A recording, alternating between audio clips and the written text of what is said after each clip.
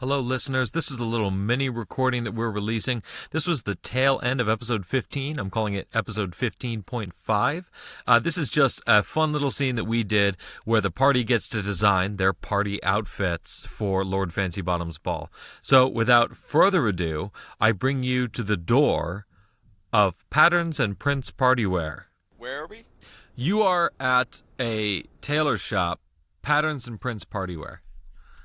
And Gregory opens the door and pops on inside. Good question. Is there an abandoned building right next to it that used to be a Spirit Halloween? No. So you guys enter this beautiful, beautiful tailor shop. There are shirts and pants and dresses just hung all over the walls, things in silk and linen and cotton, and they are colorful and elegant and beautiful. Some of them are very, very daring and dashing. And a gnomish man approaches you from behind a counter, a low counter, and says, "Oh, hello! How are we all this evening? Oh, and Gregory, it's you." Gregory has since removed his mask and robe. "How are you doing?" And he says, I'm doing quite well, thank you. I have these 3 friends who are in from out of town, and all they've got to wear is this rugged traveling stuff, and they need to go to a party, and I thought you maybe could help them." The gnome introduced himself. "Oh, great! I'm Mickey. Oh, I'm just thrilled to be making some outfits for you guys. I am just stoked. Now, I'm going to need a little bit of laughter to make this happen. Like everything else, we just function with the laughter magic. So I'm going to need each of you to do me 2 favors. First, I am going to need you guys to describe your most stunning party outfit. If you can imagine it, I can make it happen with, a few little tips and tweaks of my own just to make sure it is in the height of fashion. And then once you have described this outfit, I am going to need you to tell me a joke. And with the laughter that you give me, I will make these outfits. All right. Who's first? I would like a simple pair of black dress pants, a black and white striped shirt, a pair of suspenders, and I guess I will keep my hooves clean, but of shoes. But I think that'll be my dress wear. Ooh, I love it. So we are going to do that, but I think we need a little bit of something up top. I see you've got this great medallion. We'll keep that. You guys seem to all be together with these cool medallions. Oh, the hat. Oh, the hat is gorgeous. We are going to use this hat. We are going to work with this hat. I'm honestly thinking that you have this hat with the feather and all that. It's got this splash of color to it that I just love. It's like wait. Did we ever discuss the color of the hat? Because I don't want to be there and I'm a green cap, by the way. I'm going to grab attention. It does have, we'll say, a bright red feather sticking out of it. And he says, I think we need to add a little splash of color to the rest of it. Black and white, I love this. It's classic, but it's so somber. So I am going to do the sleeves in a red to match that feather you've got going on up there. And then I'm thinking a cummerbund. Yeah, we are going to we're going to add that, and we'll do that in gold, just to make sure that you're not a downer at the party. That's the way we want to do this. So now, I love this. Can I get a joke? And we will make it happen. Takes a little bit to warm up to the... Well, I need someone to tell me a joke. It's no coincidence. Oh, man. Coincidence. I love it. And he claps his hands, and a magical sewing needle arises, and fabric flies off the walls and stitches itself together, and it just kind of stitches itself into this beautiful fitted outfit, just like you described.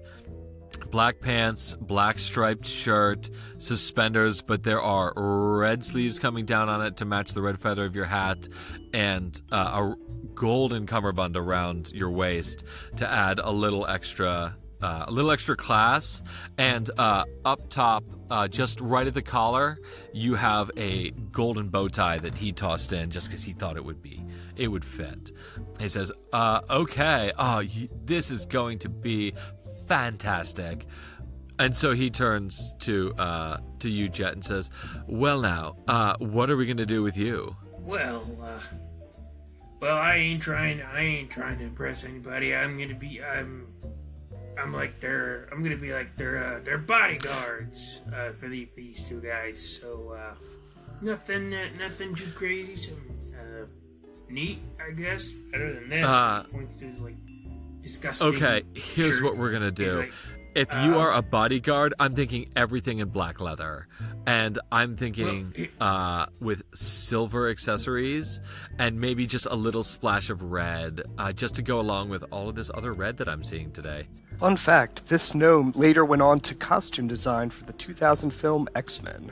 Oh, yes. I was thinking yellow spandex, but, it's just so played out. There's no way to make it work. At least not for another 23 years. Well, sleeveless. Just a nice, you like a red vest? Ooh, a red... Okay, I like that. So here's what we'll do. We'll do some black leather pants, and we'll do some... we'll do some high-top boots, and you know what? We'll give a little lift in there just to give you a couple extra inches of height.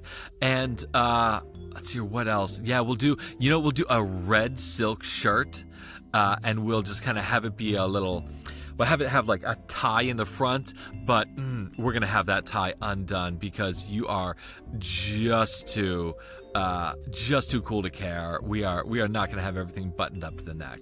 So and then I think you got gloves? Want some cool gloves? Oh, yeah. So I've got these leather black fingerless gloves, and I think that's going to look super intimidating, but also super classy. And yeah, what do you think? Sounds good to me. All right, so give me a joke. I mean, I gave you a joke there, and so you owe me one, but I did want to give you something else. Don't shortchange him just because he's a gnome. Honestly, the tailor is a gnome. Then Jet just leads into it, and he pulls out the banana peel he had in his pocket from the diner, and then slips on it. So a couple of things happen. First, the gnomish tailor looks at you, Darren, and is like, short jokes? They're right, you're not funny. And then, Jet, you reach into your pack, pull out a banana peel, and drop it on the ground to slip on it. Give me a performance check, and we'll see if this does the trick. Okay. Ooh. Hold up. Can I use the help action to cast Prestidigitation to add a bunch of comically obnoxious sound effects, so that not only does he slip, but it sounds like he slips, and then also when he hits the ground, it sounds like he fell down 3 flights of stairs. Absolutely. It's just he hits the ground, but it's like ooh ee ah ooh boom. Yes, absolutely. So Jet, make this check with advantage. Oh, I really needed that. That's worse.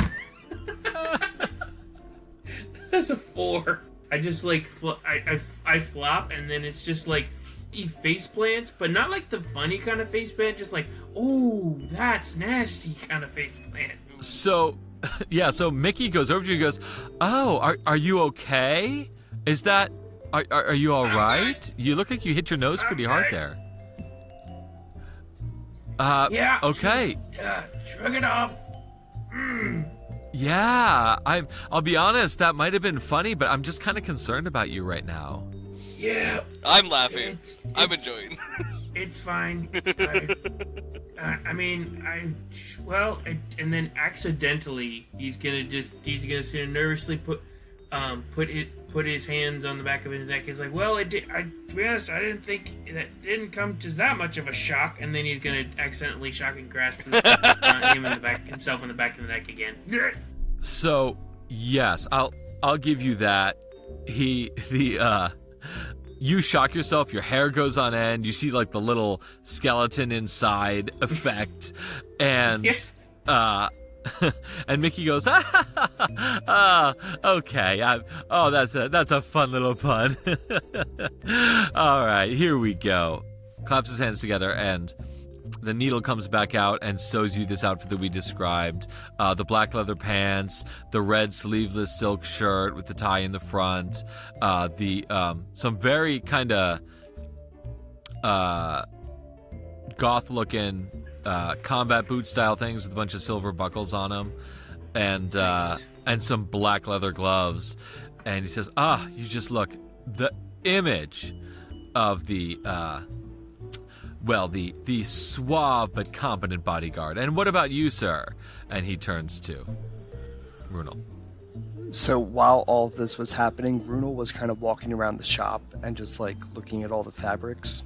And in Runel's mind, the fanciest stuff that he can imagine is lace and ruffles. Okay. So he just kind of picked up all of the like most garishly ruffliest fabrics he could find and has like kind of brought all of it to the counter. It says, if you could incorporate just all of this, and also one of those I don't even know what to call them, I guess from another universe you would call it like a Victorian collar. Okay, I see where you're going. We are going to ruffle this out. I want Runel to look like Ron Weasley at the Yule Ball in Goblet of Fire. I'm just gonna say this. Me and Jet are just snickering and giggling, like just looking at the pile. We're just like, oh boy, here we go. And like some like, you know those like really big feathers, like the really long droopy feathers that like usually like I'm picturing like maybe D'Artagnan would have from Three Musketeers, but like 20 of them. Oh yes. What I'm hearing is ruffles and feathers everywhere. This is going to happen. So what I'm imagining, And like 6-inch heel boots. absolutely. With 5 buckles. Yes. So we're gonna do this whole thing in red velour, and then we are just going to ruffle it up. You will be Mark Ruffalo. This is just gonna be the best. So we are going to do ruffles starting from that Victorian collar all the way down to the ground on the front. We're going to do ruffles at the sleeves, ruffles at the elbows, ruffles at the shoulders, and then we are going to have a beautiful hat, kind of like your friend here has, and we are just going to put 2 feathers coming out the front, 2 feathers coming out the back, and we will do a short cape in the back made entirely of feathers. You will be so attention-grabbing. Everyone is going to look into you and say, oh my, that is just the best. And you'll have to tell them you went to Mickey's. It's like, where did you get that? Mickey did every bit of this. I also want 2 belts like Tommy Wiseau. Oh, absolutely. We can work some belts into this. In fact, we will do a belt around the waist, and we will do another one just kind of like at an angle to that one. Very, very Wiseau.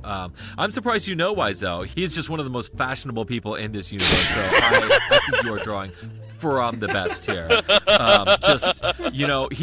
He is a genius for human behavior, and it is just, man, he knows where it's at. So, give me a joke. What is the best way to protect yourself from the heat of a firebolt? I don't know. By raising the AC.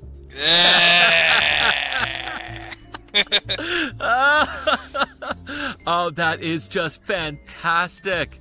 I love it. Oh, here we go. Mickey claps his hands, and this very high fashion outfit appears just as we have described it. Red velour, white feathers everywhere, big stylish cap, honestly very much like Darren's cap, but it just has feathers coming out of it every which way. So much white lace.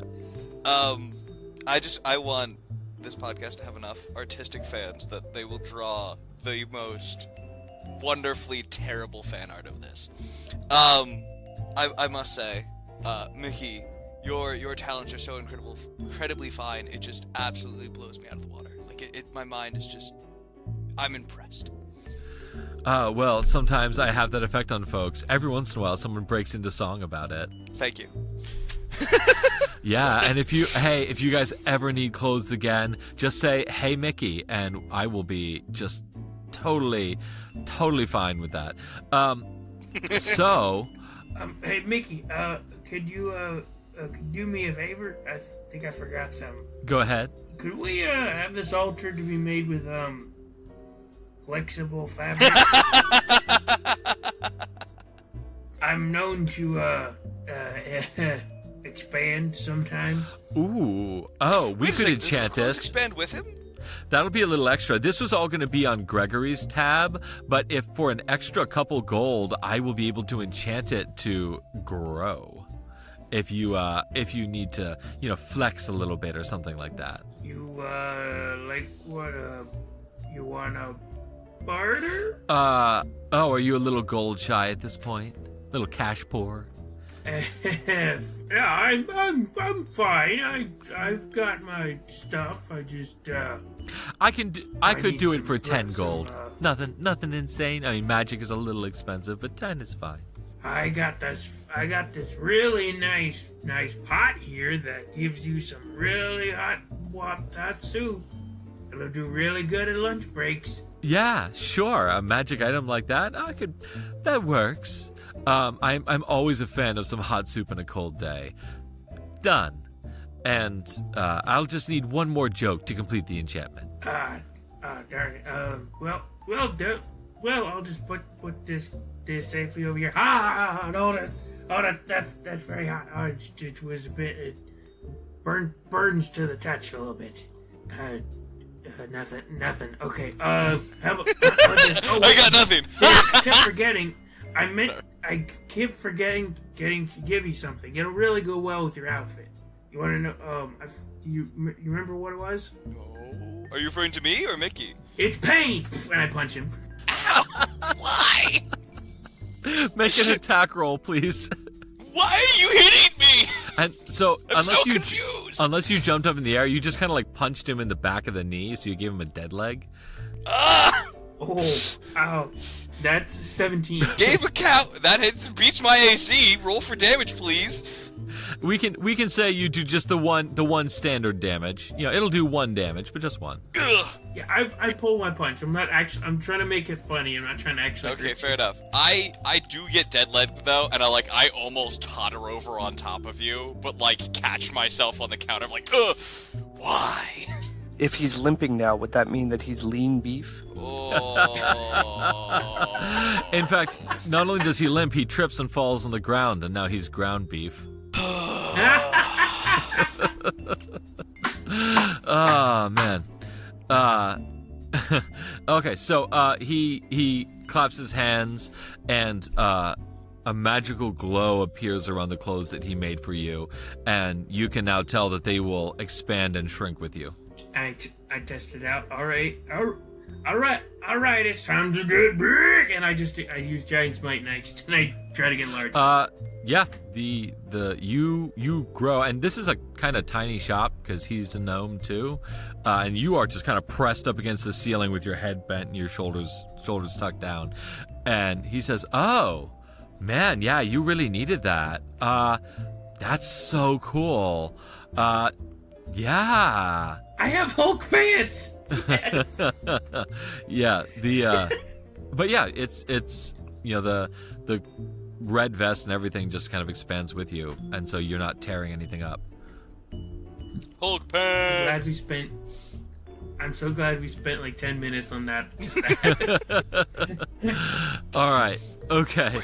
So, you guys exit the shop, and Gregory says, "Now listen, I promise not to promise not to pull the lever this time. Or at least that lever. But you guys can crash at my place tonight, and tomorrow evening we'll send you to Lord Fancy-Bottom's party. Follow me? He leads you back into the city. You guys make it just in time. The doors are closing for the night. And he leads you back to his apartment, pulls out some cots and bedrolls and things like that, and gets his spare blankets, and you guys all kind of rack out in the guest room. There's one bed and a few cots in there, and yeah, you guys go to sleep for the night, and that's where we'll end our session. Thank you, players, for being great players. Thank you, listeners, for being great listeners. And thank you to my wife for letting me play D&D as a hobby. It's just such a lot of fun. And as always, thank you to Kevin MacLeod for the fantastic music.